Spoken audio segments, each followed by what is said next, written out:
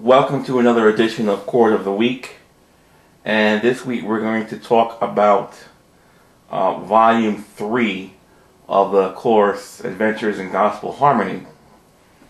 Volume 3 is the book where we talk about harmonizing on the melody note for when you have situations where you're playing a song and you want to play a different chord for every single note on the melody. And like I said, that can give you a lot of flavor and color to the music.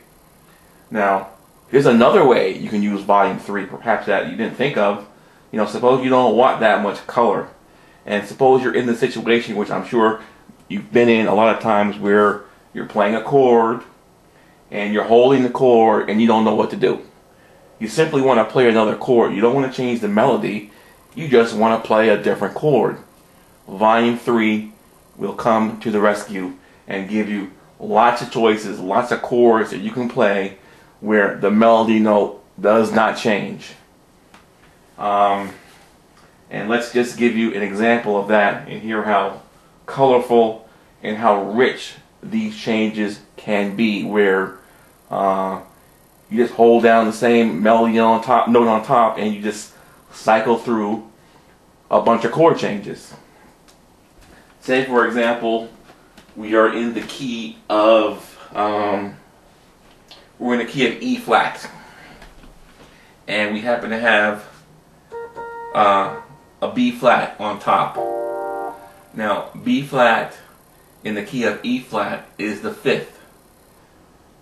B flat is the fifth note of the E flat scale. So say you're in a situation where you're playing a chord. It doesn't matter what chord it is. The only thing that's important is you have a 5 on top. In this particular situation, the 5 is the B flat, and we're in the key of E flat.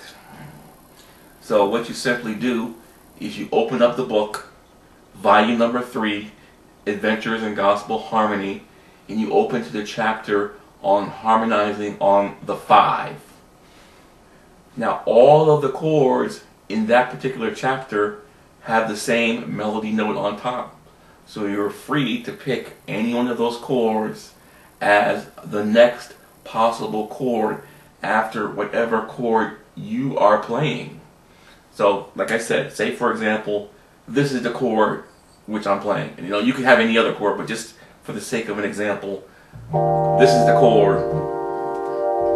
And you need to figure out what chord is the next chord. You need something to do, and you don't want to just hold this down. Open up your book, and we're just going to pick one of these chords, and we're going to pick chord number 313, which is a 13th chord. So it tells us that after the chord that we're going to play next, after this chord with the 5 on top, is going to be a 13th chord. Now, since we're in the key of E flat, it's going to be an A flat 13th. And this chord has a little bit of dissonance to it, but listen to it. It works. It sounds beautiful. Let's listen to it. Hear it. Beautiful. Make that change again. Now, something else that Volume 3 gives us an opportunity to do is create an interesting bass line. Before we were just holding the chord down, now we have an actual movement to the A flat. That gives us an opportunity to walk on up, like we do in gospel with a lot of movements. We can walk the bass on up from E flat to A flat. So, like I said, gives us a little something to do. If you don't like that movement, we can pick another movement. We can go from our E flat, and another possibility is it tells us we can play an 11th chord after this chord, which has the B flat on top. Since we're in the key of E flat, it's going to be a C11. Let's hear this movement from our E flat major 9 to our C11. Ooh, that was pretty sweet. And again, it gives us a chance to walk the bass on down. You know, we've got something to do now. Okay? We've got something to do. If you don't like that movement, we can go to an A flat. We can go to a minor 9 sus, which is chord number 333. This one sounds pretty rich. So we can go from E flat, and that sounds pretty sweet. Like I say, these are the chords you want to be playing. These are the movements you want to make. From E flat to that A flat minor 9 sus.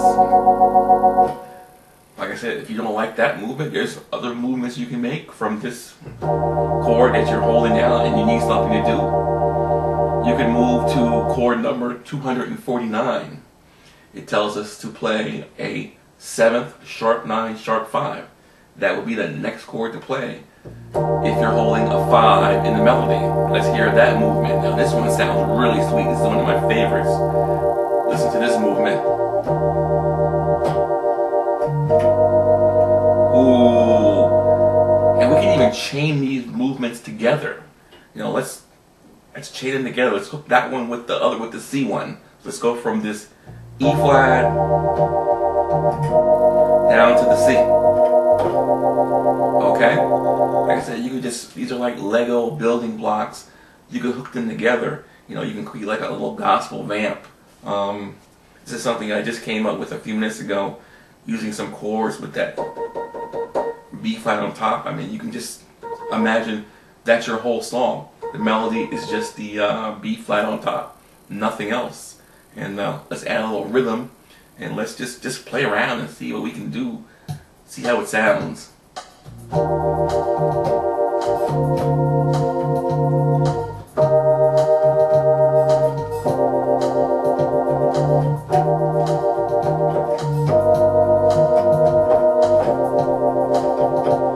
Like I said, we're not doing anything. The melody hasn't changed, and we just came up with something pretty sweet just by using volume 3, harmonizing on the melody.